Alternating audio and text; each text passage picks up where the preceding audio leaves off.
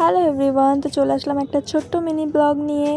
তো মঙ্গলবারে আমাদের যেহেতু শীতল পান্তা, তার জন্য আমরা সোমবারেই রাত্রেবেলায় সব কিছু রান্না করে রাখলাম। আমি এখানটায় পটল ভাজছিলাম আর তখন বাজে 11:30টার মতন। তারপরে ডালের বড়া, পান্তা ভাত, অনেক কিছু করে তারপরে ঘুমাতে ঘুমাতে রাত্রির ওই সামথিং একটা 18 এরকম বেজেছিল।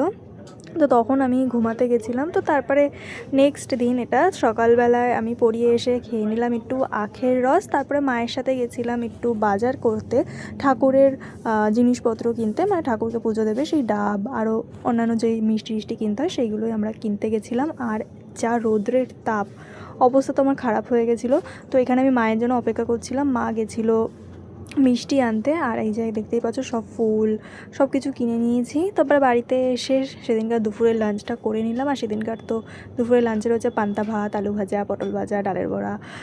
বেশ ভালো লাগছিলো, যেহেতু গরম, আর গরমে এই খাবারটা সবারই আমার মনে হয় ফেভারেট। যাই হোক, তারপরে দুপুরবেলা একটু আইসক্রিম খেয়ে নিলাম। আইসক্রিম এনেছিল আর পান্তা ভাত খেয়ে তো এত ঘুমের মধ্যে চলে গেছিলাম যে বিকেলে আর পড়াতে যেতেই ইচ্ছা করছিল না। ঘুম চোখ নিয়ে এখন যাচ্ছি পড়াতে। পান্তা ভাত খেলে একটা আলাদাই ঘুম আসে, ঠিক আছে। যাই হোক, তো আকাশের অবস্থা তো খুবই খারাপ ছিল, মেঘ করেছিল, ঝড় আসবে, আর ঝড়ও এসেছিল, বৃষ্টি হচ্ছে কদিন। বাট গরমের থেকে তো রেহাই পাওয়াই যায়।